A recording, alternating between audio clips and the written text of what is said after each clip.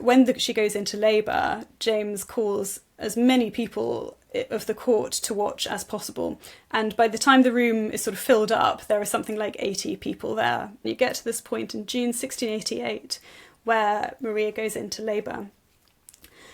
There are already rumours at this point that, since they say the pregnancy is not real, that a child will be smuggled in. When she goes into labour, James calls as many people of the court to watch as possible. And by the time the room is sort of filled up, there are something like 80 people there. Most of them are men.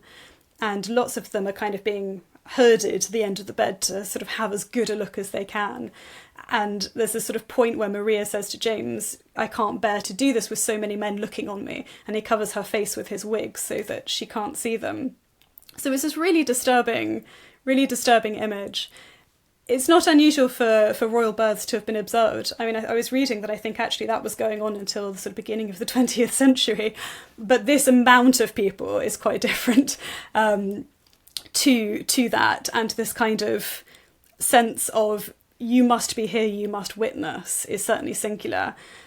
When the baby's born, it is carried to a different room to be sort of cleaned, to be wrapped, and James asks the men, the sort of the main men of the court, if you like, to go follow the baby to have a look. He doesn't want there to be a minute where this baby is left alone and that people can't see it. So he's really, really careful to make sure everyone knows that this baby really was born.